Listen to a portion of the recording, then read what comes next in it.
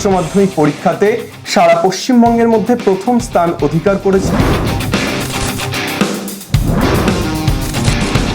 আমরা আজ আছি আদৃত্য পালের বাড়িতে। এই যে প্রথম হওয়া, এটা কি তুই আগে থেকে এক্সপেক্ট করেছিলিস? ফার্স্ট হব আমাদের অনেক বন্ধুরা, স্পেসিফিক্যালি আমি এসওই বাংলাই বলবো, এসওই বাংলা থেকে অনেক সময় আপনাদের ম্যারাথন ক্লাস যেটা হয়েছে সেমিস্টার 3 এর সময়, সেটা অ্যাটেন্ড করেছি। আমি নিজে অ্যাটেন্ড করেছি সেমিস্টার 3-তে ম্যারাথন ক্লাস। খুব তুই তোর একটা বন্ধুর নাম বলছিলিস যে ক্লাসগুলো করে নিয়মিত আমাদের ব্যাক ক্যামেরাতে, ওর নামটা? আমাদের নৈরিত রঞ্জন পাল, মাধ্যমিকে 3rd হয়েছিল। আচ্ছা, ও আপনাদের পুরো টোটালি ফলো করেছে আপনাদের ক্লাস। বাহ। কোনো বাঁধা ধরা ছক ছিল যে আমাকে এতক্ষণ সময় পড়তে হবে বা এত ঘন্টা পড়তে হবে, নাকি একেবারে নিজের মতো করে? এটা আমাদের যতজনই আমাদের হোস্টেলে পড়েছে সবার মধ্যেই একটা কমন ব্যাপার ছিল। তুই একটু ওদেরকে বল যে ওরা 11টা কতটা গুরুত্ব দেয়। 11-এর আমি যদি বলি, 11 আদ্রিত সেভাবে কখনো ম্যাথ করেছে যে গান শুনতে শুনতে আমি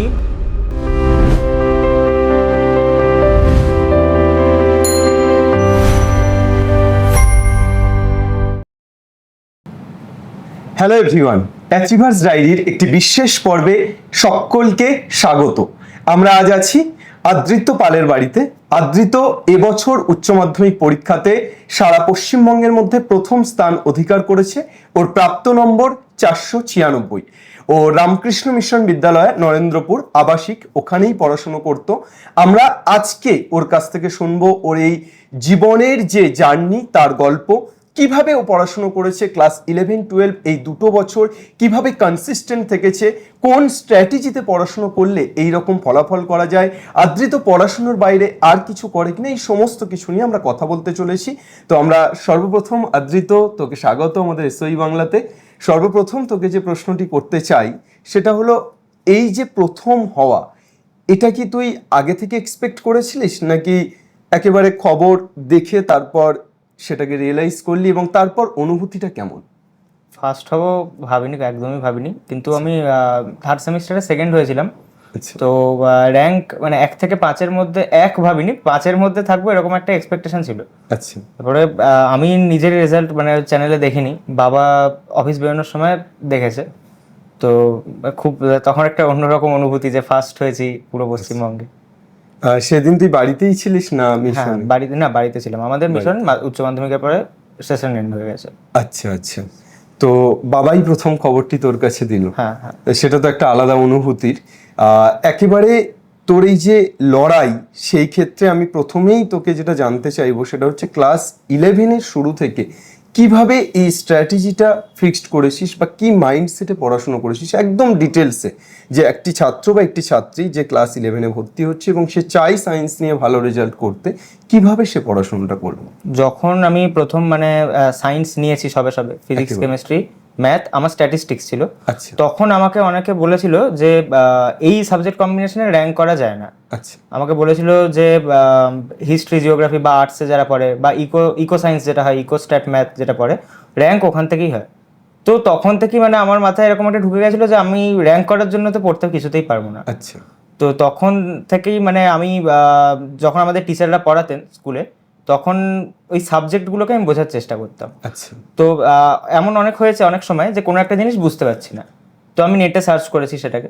তো নেটে সার্চ করেছি, তার করেসপন্ডিং 11-12-এর বাইরেও অনেক জিনিস এসে গেছে, উইকিপিডিয়া জিনিস এসে গেছে। তো আমি ঠিক জানি না যে এটা কতটা আমার কারিকুলামের মধ্যে, কতটা কারিকুলামের বিয়ন্ড। আচ্ছা। কিন্তু আমি কি করতাম, যেটাই দেখতাম আমি সেটাকে নোট ডাউন করতাম। নতুন কিছু দেখলাম তো সেটা নোট ডাউন করলাম, কারণ আমি কারিকুলামই জানি না কতটা সিলেবাসে আছে, কতটা কিসে আছে। তো এরকম ভাবে নতুন কোনো জিনিস কেন বুঝতে পারছি না, এটা কেন আমার চারপাশের বইপত্রতে নেই, কেন আমাকে টিচাররা পড়াচ্ছেন না, সেটা টিচারকে জিজ্ঞেস করা, এরকম ভাবেই আমি প্রত্যেকটা সায়েন্সের সাবজেক্টগুলোকে এরকম ভাবে গ্রো করেছি। আচ্ছা। একেবারে ক্লাস 11-এর শুরু থেকে তুই বলছিস যে টেক্সট বুকটা তো পড়তিস, কিন্তু টেক্সট বুকের বাইরেও নতুন নতুন বিষয় বা নেট সার্চ করে সেগুলো জানার চেষ্টা করতিস। আচ্ছা, রামকৃষ্ণ মিশনে তো আবাসিকেই থেকে তুই পড়াশুনো করতিস। সেখানে আমি মহারাজের একটি ইন্টারভিউ দেখছিলাম যে মহারাজ বলছিলেন যে ফোনটাকে দূরে রাখা বা ডিস্ট্রাকশন থেকে দূরে থাকা, এটা একটা বড় কারণ এই সফলতার। এবছর রামকৃষ্ণ মিশন যে সফলতা অর্জন করেছে, তো সেই জায়গায় রামকৃষ্ণ মিশনে কি ফোন ইউজ করতে দিত না কোনো নির্দিষ্ট টাইমের জন্য সেটা? না, আমাদের কোনো ফোনের সিস্টেমই নেই। আচ্ছা আমাদের কি হয়, আমাদেরকে একটা কন্ট্রোলড একটা কম্পিউটার ল্যাব সিস্টেম আছে আমাদের, আচ্ছা যেখানে ফায়ারওয়াল বসানো আছে, মানে একজন মনিটর করছে কন্টিনিউয়াসলি। আমাদের টোটাল 54 কম্পিউটারস ওখানে, 54টা কম্পিউটারে কেউ যিনি দায়িত্বে থাকবেন তিনি বসে মনিটর করবেন। আচ্ছা তো আমাদের যে যে ক্লাস করতো, কেউ বিভিন্ন ইনস্টিটিউটের ক্লাস, কেউ ইউটিউব থেকে ক্লাস করতো, তো যে যে ক্লাস করতো শুধু যেন সেটাই করতে পারে, অন্য কিছু না করতে পারে, রিল স্ক্রলিং, শর্ট স্ক্রলিং কিছু যাতে করতে না পারে, মানে ওটা মনিটরিং চলছে পুরো ফুল মনিটরড। আচ্ছা আদ্রিতর সাবজেক্ট ওয়াইজ নাম্বার কেমন এসছে ম্যাথ ফিজিক্স কেমিস্ট্রি বাইরে? আমার ফিজিক্স কেমিস্ট্রি ম্যাথে তিনটাতেই 100 পেয়েছি, আচ্ছা আর আমি ইংলিশে 99 পেয়েছি, আচ্ছা আর স্ট্যাটিস্টিক্সে 97 পেয়েছি। আচ্ছা আর বাংলাতে? বাংলাটা আমার 6 সাবজেক্ট হয়ে গেছে, 92 পেয়েছি। 92 পেয়েছিস। আচ্ছা ক্লাস 11-এর শুরু থেকে তুই যে পড়াশোনাটা করতিস সেখানে কি কোনো বাঁধা ধরা ছক ছিল যে আমাকে এতক্ষণ সময় পড়তে হবে বা এত ঘন্টা পড়তে হবে, নাকি একেবারে নিজের মতো করে? এটা আমাদের যতজনই আমাদের হোস্টেলে পড়েছে সবার মধ্যেই একটা কমন ব্যাপার ছিল, যে কেউ আমরা টাইম মেনটেন করে পড়া বা এরকম কিছু করিনি। কোনোদিন এরকম হলো যে আজকে মনে হলো পড়তে ইচ্ছে করছে না, কারো একদমই পড়তে ইচ্ছে করছে না, তো সেদিন একদমই পড়া থেকে ব্রেক, সবাই মিলে একসাথে হয়তো আড্ডা দিচ্ছি, আনন্দ করছি। কিন্তু যেদিন ম্যাক্সিমাম দিনই যেটা হয়, আমাদের 6 ঘন্টার একটা ফিক্সড মানে স্টাডি শিডিউল থাকে, যেটা সকালে 2 ঘন্টা, সন্ধ্যায় 2 ঘন্টা, রাতে 2 ঘন্টা। আচ্ছা এই ওটা 6 কি ঘন্টা টিচার এসে পড়ান না? না, ওখানে হচ্ছে সেলফ স্টাডি, আমাদের সুপারভাইজড স্টাডি হল থাকে। আচ্ছা আর টিচাররা কিভাবে পড়াতেন? টিচাররা হচ্ছে আমাদের নরেন্দ্রপুর রামকৃষ্ণ মিশনে সকাল বেলার যে স্টাডি টাইমটা থাকে 2 ঘন্টায়, ওই টাইমে আমাদের জয়েন্ট বা নিটের জন্য যে যেরকম অপ্ট করে, তো তাদের জন্য টিউটোরিয়াল ক্লাস হয়। আচ্ছা যারা ইকো সায়েন্স পড়ে তাদের জন্য ইকোনমিক্সের স্পেশাল ক্লাস, স্ট্যাটিস্টিক্সের স্পেশাল ক্লাস ওগুলো অ্যারেঞ্জ হয়। আর যারা আর্টসে পড়ে তাদের জন্য আর্টসের স্পেশাল ক্লাস অ্যারেঞ্জ হয়।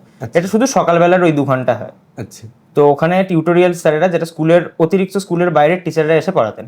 আচ্ছা আর ওই টিউটোরিয়ালের মধ্যে জেই বা নিট বাদে বোর্ডসের জন্য টিউটোরিয়াল, যারা ইকো সায়েন্স পড়েন তারা বোর্ডসের টিউটোরিয়াল বা আর্টস পড়ছে যারা পাইতো। আমাদের কি হতো, আমাদের বোর্ডসের আমাদের যখন সামেটিভ এক্সামগুলো যেগুলো থাকতো তার কয়েক সপ্তাহ আগে থেকে টিচারদেরকে বলে দেওয়া হতো যে বোর্ডস ওরিয়েন্টেড জিনিসপত্র আলোচনা করতে। আচ্ছা মানে যখন ফাইনাল এক্সাম আছে তার আগে বোর্ডস ওরিয়েন্টেড? হ্যাঁ, মানে আমাদের স্কুলের যেটা ফার্স্ট সেমিস্টার, তার আগে ফার্স্ট সেমিস্টারের মক টেস্ট এরকম। আচ্ছা তোদের যে স্কুল রামকৃষ্ণ মিশনে সেখানে কতক্ষণ ক্লাস হতো এবং কিভাবে ক্লাস নেওয়া হতো? আমাদের ক্লাস শুরু হতো অ্যাসেম্বলির পরে সকাল 10:30টায়, আচ্ছা দিয়ে 4টে অবধি চলতো। আচ্ছা ওখানেই সমস্ত সাবজেক্টগুলো যে পড়ানো হতো সেগুলো কি বোর্ডস ওরিয়েন্টেড নাকি? শুধু বোর্ডস ওরিয়েন্টেড, সেখানে স্কুলটা বোর্ডস ওরিয়েন্টেড, মানে স্কুল বোর্ডস ওরিয়েন্টেড পড়ানো হতো, বাইরে গিয়ে স্পেশাল কোচিং যেগুলো হতো সেগুলো কম্পিটিটিভ এক্সাম বেসড বা জেই নিট এক্সাম বেসড। আচ্ছা এবছর তোদের কতজন স্টুডেন্ট টোটাল রামকৃষ্ণ মিশন নরেন্দ্রপুরে ছিল যারা উচ্চ মাধ্যমিক দিয়েছে সায়েন্সে? আমাদের টোটাল 121 স্টুডেন্টস। সায়েন্সে 120? সায়েন্সে আমাদের 90 স্টুডেন্টস ছিল। 90 স্টুডেন্ট। এই 90 স্টুডেন্টের মধ্যে 18 স্টুডেন্ট টোটাল 1 থেকে 10-এর মধ্যে আছে, এবং আমি দেখলাম যে আরো বেশ কিছু স্টুডেন্ট আছে যারা 11 থেকে 20-র মধ্যে যদি দেখা যায় তাহলে আরো অনেক স্টুডেন্ট চলে আসবে। এখানে মানে একটা জিনিস বলা মানে খুব গুরুত্বপূর্ণ, ম্যাক্সিমাম স্কুলে যেটা হয় প্রজেক্ট প্র্যাকটিক্যালে ফুল মার্কস দেওয়া হয়, আচ্ছা কিন্তু আমাদের স্কুলে সবাইকে প্রজেক্ট প্র্যাকটিক্যালে ফুল মার্কস দেওয়া হয়নি। আচ্ছা কারণ আমাদের স্কুলে মানে এটা প্রথম থেকেই এরকম করে ওরা, যে যে যেরকম অ্যাকচুয়ালি অ্যাপিয়ার করেছে প্র্যাকটিক্যালে, যে যেরকম পারফরমেন্স দেখিয়েছে, প্রজেক্টে যে যেরকম হয়েছে সে ঠিক সেরকমই নাম্বার পেয়েছে। এটাকেও খুব সিরিয়াসলি দেখা হয়। হ্যাঁ, মানে ইন্টারনাল এক্সামটাতে কোনো রকম মানে একটু নাম্বার দিয়ে দিলাম, পার্সিয়ালিটি করা হয় না যে আমার স্কুল বলে আমি বেশি নাম্বার দিয়ে দেবো, সেই জায়গাটা নেই। যে যেমন পারফর্ম করছে পারফর্মের বেসিসেই তার নাম্বারটা পাচ্ছে। আমরা বন্ধুরা পরে ক্যালকুলেট করে দেখেছি যে যদি এরকম নাম্বার না হতো, সবাইকে ফুল মার্কস দেওয়া হতো, তাহলে আমাদের 26 জন টোটাল র্যাঙ্ক লিস্টে আসতো এবার। আচ্ছা মানে শুধুমাত্র প্রজেক্টের নাম্বারের জন্য মানে কম পাওয়ার জন্য 18 জন, যদি সেটা না হতো তাহলে 26 জন র্যাঙ্ক লিস্টে। আচ্ছা আদ্রিত তোর মাধ্যমিকে কত নম্বর ছিল? মাধ্যমিকে আমার 683। আচ্ছা র্যাঙ্ক এসেছিল? 11th হয়েছিলাম, মানে র্যাঙ্ক আসেনি। 11th হয়েছিলিস। তখন থেকে কি মাইন্ডসেট এরকম ছিল যে আমি ডিটারমাইন্ড যে উচ্চ মাধ্যমিকে আমি বেটার কিছু করব? উচ্চ মাধ্যমিকে আমার র্যাঙ্কে আসার সত্যি একটা ইচ্ছে ছিল। আমার পরিবার থেকে অ্যাকচুয়ালি, পরিবার থেকে শুধু না, আমার মহারাজও খুব আশাবাদী ছিল 10-এ যে আমি মাধ্যমিকে একটা র্যাঙ্ক করবো ভালো, কিন্তু ওটা যখন হয়নি তখন পরিবার খুব দুঃখ পেয়েছিল, মহারাজ খুব দুঃখ পেয়েছিলেন। তখন আমাকে বলেছিলেন যে কখনো হার না মানতে, এইটাকে যদি ভুলে যাই তাহলেই আমার একমাত্র 11-12 ভালো পড়াশোনা হওয়া সম্ভব। একেবারেই। তো সেই জায়গা থেকে একেবারে 11-12 শুরু থেকেই তুই সেভাবে সেই উদ্দীপনা দিয়ে পড়াশোনাটাকে শুরু করেছিলিস এবং তার ফলাফল আজকে আমরা দেখতে পাচ্ছি। বন্ধুরা মানে বন্ধু বান্ধব যে সার্কেল, সেখানে তো কেউ কারোর থেকে কম নয়। মানে আমি নরেন্দ্রপুরের সমস্ত ছাত্রছাত্রী 18 জনকে যদি বলি, তাহলে একে অপরকে বলছে, এ বলে আমায় দেখ, ও বলে আমায় দেখ, এরকম একটা কম্পিটিশন এবং এরকম রেজাল্ট। সেই জায়গায় বন্ধুরা কতটা খুশি আদ্রিত্যর এই রেজাল্টে? বন্ধুরা তো খুশি, বন্ধুরা আমাদের মধ্যে এরকম ইউনিটি থাকে, আমাদের কে কি কি রেজাল্ট করলো সেটা বড় ব্যাপার না, যখন দেখলো নরেন্দ্রপুর থেকে ফার্স্ট হয়েছে ওটাতেই ওদের খুশি। যে র্যাঙ্ক করেনি তারও এটাই খুশি যে নরেন্দ্রপুর রামকৃষ্ণ মিশন থেকে ফার্স্ট হয়েছে। আমার মাধ্যমিক তো হয়ে গেছে 2 বছর হলো, তাও আমি এবছর মাধ্যমিকের রেজাল্ট দেখেছি, এটা দেখার জন্য যে আমাদের মিশন থেকে কজন র্যাঙ্ক করেছে। আমাদের এটা একটা ফ্র্যাটার্নিটি তৈরি হয়ে যায়। একেবারেই, মানে পরিবারের মতো একটা বিষয় তৈরি হয়েছে এবং সেই পরিবারের একজনের সফলতাকে সবাই মিলে সেলিব্রেট করে। আদ্রিত, একেবারে রামকৃষ্ণ মিশনে তুই বলছিলিস যেদিন আমার পড়তে ভালো লাগতো সেদিন আমরা পড়তাম, যেদিন ভালো লাগতো না আমরা বন্ধুরা মিলে একটু আড্ডা মারতাম বা সময় কাটাতাম, অন্য সময় অন্য কোনো ক্ষেত্রে সময় কাটাতাম। তো সেক্ষেত্রে রামকৃষ্ণ মিশন মানে সবসময় সবাই মনে করে একটা বাঁধা ধরা ছক, সেখানে শুধুমাত্র পড়াশুনো করেই যেতে হয়। তো তোদের সিস্টেমটা কেমন, একটু যদি সংক্ষেপে বলিস। আমাদের সিস্টেমটা যেটা লোকে ভাবে খুব স্ট্রিক্ট হচ্ছে আমাদের শুধু টাইমটা। আমাদের সব কিছু একটা ধরা বাঁধা টাইমের নিরিখে হয়। সকালবেলা ঘুম থেকে ওঠা একটা ফিক্সড টাইম, প্রেয়ারে যাওয়া একটা ফিক্সড টাইম। কিন্তু আমাদের রাত্রিবেলা যখন সেলফ স্টাডিটা হয় রাত্রের, ওইখানে আমাদেরকে কেউ ইন্টারফেয়ার করে না। আমরা স্কুলে যখন দুটো ক্লাসের মাঝখানে যে গ্যাপটা, আমরা নর্মাল যেরকম সব ছেলেমেয়েরা মেশে সেরকমভাবেই আমরা ইয়ে করি। মানে রামকৃষ্ণ মিশনের ছাত্রছাত্রীরা মঙ্গল গ্রহ থেকে আসেনি, তারাও পৃথিবীর একটা স্টিরিওটাইপ হয়ে থাকে। একেবারেই, তারাও আর 5টা স্বাভাবিক ছেলে মেয়ের মতোই বিহেভ করে, তাদের মতোই পড়াশুনো করে, তাদের মতোই একটু হলে মন খুলে কথা বলে, আড্ডা মারে, সবকিছুই খুব ন্যাচারাল, তাই তো? কিন্তু পড়াশুনোটাকে খুব সিরিয়াসলি নেয় এবং যে সময়টুকু পড়ার সেই সময়টুকু খুব ভালোভাবে। তোর কাছে যদি একটি প্রশ্ন করি যে অনলাইন না অফলাইন, এই দুটোর মধ্যে তুই কোনটাকে চুজ করবি? দুটোর একটা হাইব্রিড মোডেই ইউজ করাটা সব থেকে ভালো, কিন্তু আমার মনে হয় online education is much better than offline education. কারণ অফলাইনে আমার কাছে চয়েস খুব লিমিটেড। আমাকে যিনি পড়াচ্ছেন, আমার যদি সেই টপিকটা আমি তার কাছে বুঝতে না পারি, তিনি যদি আমাকে সেটা ভালো করে বোঝাতে না পারেন, আমার কাছে সেকেন্ড কোনো চয়েস নেই। কিন্তু অনলাইনে আমার কাছে একটা পুরো ডাইভার্সিটি আছে, আমি যেরকম খুশি ইউজ করতে পারি। আমার হয়তো পরীক্ষার আগে একটা টপিক আমার মনে পড়ছে না, আমি বুঝতে পারছি না, আমাকে অফলাইন টিচার তখন সেই মুহূর্তেই সাপোর্ট করতে পারবে না, আমাকে অনলাইনের হেল্প নিতেই হবে। আমাদের অনেক বন্ধুরা, স্পেসিফিক্যালি আমি এসওই বাংলাই বলবো, এসওই বাংলা থেকে অনেক সময় আপনাদের ম্যারাথন ক্লাস যেটা হয়েছে সেমিস্টার 3 এর সময়, সেটা অ্যাটেন্ড করেছি, আমি নিজে অ্যাটেন্ড করেছি সেমিস্টার 3-তে ম্যারাথন ক্লাস। সেমিস্টার 4 এর আগে অনেকে আপনাদের ওখান থেকে ম্যাথস প্র্যাকটিস করেছে। আচ্ছা, খুব তোর একটা বন্ধুর নাম বলছিলিস যে ক্লাসগুলো করে নিয়মিত আমাদের ব্যাক ক্যামেরাতে, ওর নামটা? আমাদের নৈরিত রঞ্জন পাল, মাধ্যমিকে 3rd হয়েছিল। আচ্ছা, ও আপনাদের পুরো টোটালি ফলো করেছে আপনাদের ক্লাস। বাহ, তার মানে তুই বলছিস যে অনলাইন, আমরা এসওই বাংলা কাজ করছি ধর দীর্ঘ 5 বছর ধরে এবং আমরা চেষ্টা করছি যে একেবারেই মানে প্রান্তিক থেকে শহুরে প্রত্যেকটি ছাত্রছাত্রীর কাছে ফ্রি এডুকেশন এবং কোয়ালিটি এডুকেশনটা পৌঁছে দেওয়া।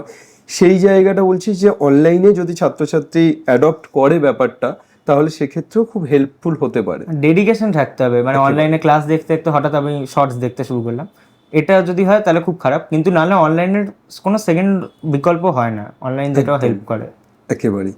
আচ্ছা, আর তুই বলছিলিস সেমিস্টার 3 এর আগে আমাদের কথোপকথন আগে হচ্ছিল, সেখানে ফিজিক্স, কেমিস্ট্রি বা ম্যাথামেটিক্সের ক্ষেত্রে এবিটিএ সলভ এগুলো দেখা হতো ইউটিউব থেকে। হ্যাঁ, এবিটিএ সলিউশনটা। আচ্ছা, আর এই যে সফলতা, সেখানে তো একটা রুটিন মাফিক পড়াশোনা আছে। আমি যদি বলি মক টেস্ট কতটা গুরুত্বপূর্ণ ছিল?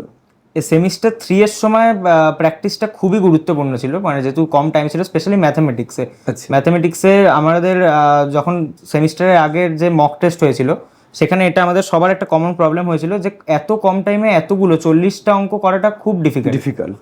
তো তখন আমরা বিভিন্ন রকম যেখান থেকে পেয়েছি, আমাদের এবিটি এর যে টেস্ট পেপার আছে, ডব্লিউবিটি এর টেস্ট পেপার বেরিয়েছিল, হেডমাস্টার অ্যাসোসিয়েশনের টেস্ট পেপার, সবগুলো তো আমরা সলভ করার চেষ্টা করতাম। ভেতরের টিচাররা হেল্প করতো, ওদের নিজেদের মক টেস্ট দিত, ওরা যেগুলো বাইরে করান। আচ্ছা, আর সেমিস্টার 4 এর আগে এই ব্যাপারটা ততটা ছিল না? সেমিস্টার 4 এর আগে রিটেনের, সেমিস্টার 4 এর আগে আমরা বাংলা লেখাটা একটু প্র্যাকটিস করেছিলাম, কারণ অনেকদিন যেহেতু ডিটাচড আমরা বাংলা লেখা থেকে, লাস্ট সেমিস্টার 2-তে লিখেছি, তারপরে সেমিস্টার 3-তে কিছু লেখার ব্যাপার ছিল না, বাংলা লেখাটা প্র্যাকটিস করে শিক্ষকদের দিয়ে একটু দেখিয়ে নেওয়া, চেক করিয়ে নেওয়া। সেমিস্টার 4-এর আগে মক টেস্ট দেওয়া হয়েছে? মক টেস্ট শুধু বাংলাটা দিয়েছি, আচ্ছা। আর আর অন্যান্য সাবজেক্টে খুব একটা? অন্য ফিজিক্সটা যেহেতু একটু থিওরিটিক্যাল কোশ্চেন আসে, ফিজিক্সটা একটু মক টেস্ট দিয়েছি। স্কুল থেকে মক টেস্ট অ্যারেঞ্জ? স্কুল থেকেই নিয়েছিল, স্কুলের মক টেস্ট ছাড়া এটা অতিরিক্ত কিছু দিয়েছে। আচ্ছা, স্কুলের মক টেস্ট ছাড়াও এক্সট্রা কিছু মক টেস্ট দিয়েছিলিস। আচ্ছা, এই যে সেমিস্টার সিস্টেম, তোদের সেমিস্টার 3 এবং সেমিস্টার 4 দুটোতেই তোদের পরীক্ষা দিতে হলো, এবং সেক্ষেত্রে একটা সেমিস্টার এমসিকিউ বেসড, একটা সেমিস্টার ডেসক্রিপটিভ, সেখানে তো সমস্যা খুব স্বাভাবিক হওয়ার কথা। তো তুই অ্যাজ এ স্টুডেন্ট এই জায়গাটা পার করে এসেছিস এবং সেখানে খুব ভালো রেজাল্ট এনেছিস, নম্বর এনেছিস, সেক্ষেত্রে তোর কি মনে হয় যে এই সেমিস্টার 3 এবং সেমিস্টার 4 এই দুটো আলাদা সেমিস্টারকে কিভাবে স্টুডেন্টরা প্রায়োরিটাইজ দিয়ে পড়লে তাদের ক্ষেত্রে ফুল মার্কস স্কোর করা সুবিধা হয়? সেমিস্টার 3 অবধি স্পেসিফিক্যালি এমসিকিউ উপর খুব গুরুত্ব দিয়ে করতে হবে, এমসিকিউ প্র্যাকটিস করতে হবে যত রকম অ্যাঙ্গেলে হতে পারে। কারণ স্পেশালি যদি বাংলার জন্য বলি, বাংলা যে বাংলা সাহিত্যের ইতিহাস বইটা আছে, ওখানে এমসিকিউ যেখান থেকে যা খুশি রকম আসতে পারে। ইংলিশে অনেক খুঁটিনাটি এমসিকিউ আসতে পারে।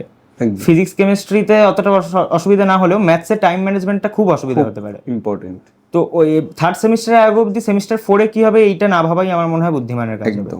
কিন্তু সেমিস্টার 3-তে যেই শেষ হয়ে যাবে, তারপর থেকে একটু একটু করে দিনে 15-20 মিনিট করে শুরু করে আস্তে আস্তে বাড়িয়ে বাড়িয়ে নভেম্বর মাস আস্তে আস্তে ওটাকে 1 ঘন্টা করা, ডিসেম্বর মাসে শেষ হতে হতে ওটাকে 1.5 ঘন্টা করা, দিয়ে ফাইনালি পরীক্ষার কয়েকদিন আগে, পরীক্ষার থেকে 3 সপ্তাহ আগে ফুল পেপার লিখে 2 ঘন্টায় শেষ করতে পারছি কিনা এটা চেক করা। একেবারেই সেটা দুটো ক্ষেত্রেই, যে সেমিস্টার 3 এর ক্ষেত্রেও এই মক টেস্টগুলো দিয়ে দেখা এবং সেমিস্টার 4 এর ক্ষেত্রেও তাই। সেমিস্টার 3-তে মক টেস্টের সংখ্যা প্রচুর, যত মক টেস্ট দেওয়া যাবে তত বেটার।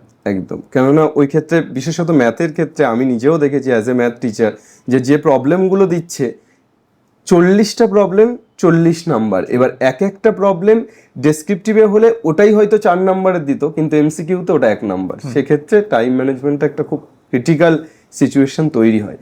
আচ্ছা আদ্রিত, একটি ছেলে বা একটি মেয়ে যারা ক্লাস 11-এ সায়েন্স নিয়ে ভর্তি হয়, বেশিরভাগ ছেলে মেয়ের ক্ষেত্রে একটা গাফিলতি থাকে যে ক্লাস 11টাকে তারা অনেকটা ইগনোর করে, তারা ভাবে যে ক্লাস 12-এ উঠে পড়ে নেব। আমি অ্যাজ এ টিচার হিসেবে সবসময় ছাত্রছাত্রীদেরকে এটা বলি যে তোমরা 11টা খুব ভালো করে পড়ো, কারণ 11টা একটা বেস তৈরি করে এবং সেই জায়গাটা মজবুত হবে, যত ভিত মজবুত হবে তার উপরে তত শক্তভাবে তোমরা দাঁড়িয়ে থাকতে পারবে। কিন্তু আমি আজকে চাই যে এই যে বিশেষত্বটা বা এই যে কতটা গুরুত্ব 11, সেটা তুই একটু ছাত্রছাত্রীদের বল, যাতে করে তোর আগামী যে ছোট ছোট ভাই বোনেরা যারা 11-12-এ পড়বে, অন্তত যে র্যাঙ্ক 1 বলছে মানে ঠিক বলছে, এই ব্যাপারটা তো হয়।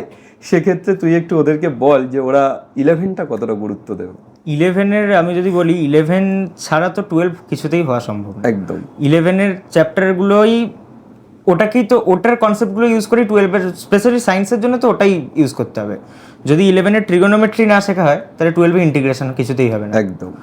তো যদি ইনকেস এমন কারো হয়ে থাকে যে সেই 11টা টোটালি ওয়েস্ট করে দিয়েছে, তো তার জন্য, আর সে যদি মানে বোর্ডসটাকেই আপাতত শুধু ওরিয়েন্টেড করে পড়তে চায়, তাহলে তার জন্য বেস্ট পসিবল উপায় হবে দিনটাকে 2 ভাগে ভাগ করে একটা ভাগে 11টা আগে করা, প্রায়োরিটি বেসিসে আগে 11টাকে করা, একদম, তারপরে 12-এ যাওয়া। কারণ 11টা যদি একবার ভালো হয়ে যায় 12 করতে খুব বেশি সময় লাগবে না। একেবারে। এবং তুই যেটা বলছিলিস যে আমাদের এটা না করলে, ট্রিগোনোমেট্রি না করলে ইন্টিগ্রেশনের সমস্যা হবে, শুধু ইন্টিগ্রেশন না, ডেরিভেটিভের সমস্যা হবে, ক্যালকুলাস পুরোটাতেই সমস্যা হবে। এবার সেক্ষেত্রে তাহলে ত্রিকোণমিতির অন্ততপক্ষে সূত্রগুলো, মানে প্রত্যেকটা অঙ্ক নাও করতে পারলে 11-এর অন্ততপক্ষে সূত্রগুলো দেখে নেওয়া। আর ম্যাথের ক্ষেত্রে বিশেষত ফিজিক্স কেমিস্ট্রি তো আছেই, ম্যাথের ক্ষেত্রে কমপ্লিটলি 11 ডিপেন্ডেন্ট 12, মানে 11টা ভালো করে না করলে 12-এর দিকটা করাটা খুব ডিফিকাল্ট। তো এরপর আমি আসি আদ্রিত একেবারে একটু অন্য দিকে, যে অনেকটা সময় কথা বললাম ছাত্রছাত্রীরা কিভাবে পড়বে, তুই কিভাবে পড়েছিস, তাদেরকে কিভাবে সাজেস্ট করবি, রামকৃষ্ণ মিশনে কিভাবে পড়াশোনা হয়, কিভাবে একটা রুটিন মানুষের জীবনে প্রভাব ফেলে। এবার আগামীর দিকে যদি আমরা আসি, যে আদ্রিত আগামীতে কি হতে চায়? আমার ইচ্ছা আছে আমি পিওর সায়েন্স নিয়ে কোনো স্ট্রিম নিয়ে রিসার্চ করব, ইচ্ছা আছে আমার। আমি এমনি যদি অ্যাস্ট্রোফিজিক্স অ্যাস্ট্রোনমি পাই। আচ্ছা, মানে তুই একেবারেই নিট জেইর বাইরে গিয়ে ভাবছিস, সেই জায়গাটা খুব এই মুহূর্তে তো সবাই নিট এবং জেইর দিকেই যায়, তো স্রোতের বিপরীতে হাঁটা এটা একটা চ্যালেঞ্জ, এবং আমি জানি যে এই চ্যালেঞ্জটা তুই অ্যাকসেপ্ট করবি এবং সফলতা পাবি। তো কি ইচ্ছে আছে, মানে কোন কোন এক্সাম দেওয়ার ইচ্ছে আছে? আমার আইজার অ্যাপটিটিউড টেস্টটা হচ্ছে আমার মেন first লক্ষ্য। exam। আচ্ছা, তো এবছর নিট বা জেই কোনো কিছু কি দিচ্ছিস, যে জাস্ট দেখার হ্যাঁ, আমি জন্য ফ্লেভারের জন্য এমনি যেই তো দিয়েছি, আচ্ছা, যেই মেন দিয়েছিস, যেই মেন্স অ্যাডভান্স, যেই অ্যাডভান্স, আর ডাব্লিউবি যেই যেই আপকামিং দেবো। একেবারেই। তো সেটা দিয়ে তুই তোর স্বপ্নের দিকে এগিয়ে চল। আদৃত র্যাঙ্ক 1, আদৃত পড়াশোনাতে ভালো, আদৃত সব সাবজেক্টে ফুল স্কোর করে, এর বাইরে আদৃত আর কি কি করে? গান করে, আবৃত্তি করে, কি কি করে?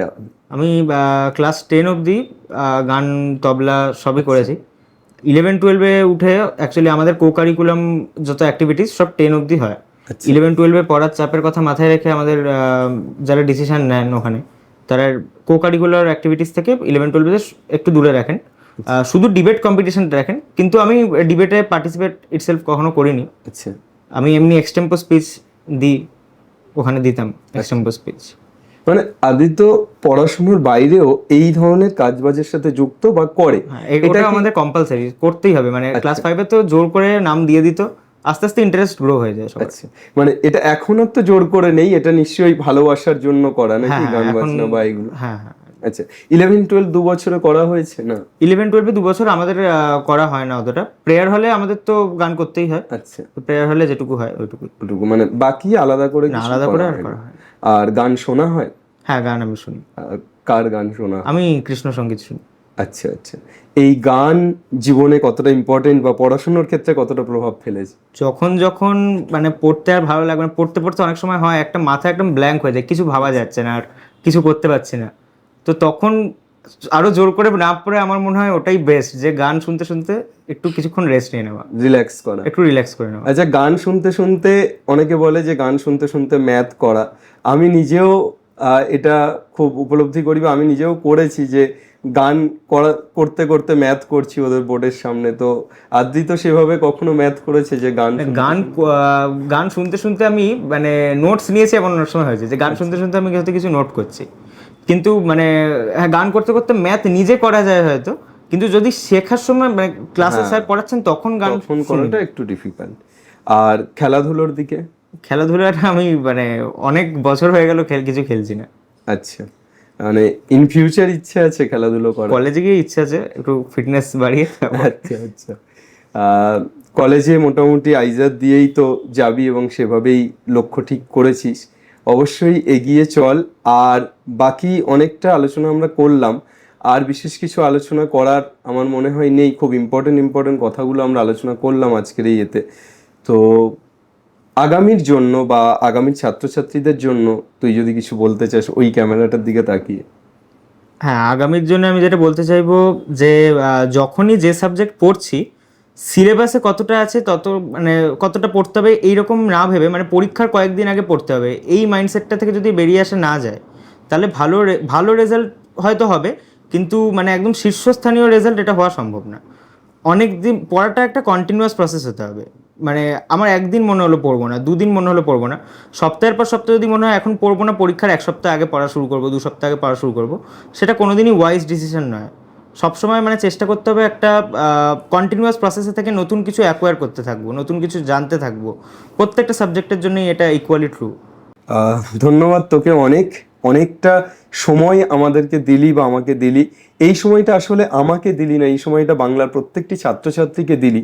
বাংলার প্রত্যেকটি ছাত্রছাত্রী যারা আজকে এই এপিসোডটি দেখলো, এই সময়টা কাটালো, তারা শুধুমাত্র আদৃত বা আমার সাথে নয়, তারা একটা জ্ঞানের সাথে সময় কাটালো এবং তারা উপলব্ধি করতে পারলো যে তারা তাদের জীবনে এগিয়ে যেতে গেলে কিভাবে এগিয়ে যাবে। হয়তো একটা সঠিক দিক নির্দেশনা পেলো আমাদের এই কাজ থেকে। তো আশা করব তোমরা প্রত্যেকে যারা যারা এই পডকাস্টটি শুনলে, এই এপিসোডটি শুনলে, তোমরা প্রত্যেকে এখান থেকে শিক্ষা নিয়ে তোমাদের জীবনে, তোমাদের চলার পথে, তোমাদের এই পড়াশোনাতে সেটাকে ইমপ্লিমেন্ট করো। কোনোভাবে তোমরা যদি উপকৃত হও, তোমাদের যদি মনে হয় যে আদৃতদা যে কথাগুলো বললো সেগুলো খুব গুরুত্বপূর্ণ, তাহলে অবশ্যই তোমরা তোমাদের বন্ধুদের মধ্যে এই এপিসোডটিকে শেয়ার করে নিও। বাংলার প্রত্যেকটি ছেলেমেয়ের কাছে পৌঁছে যাক।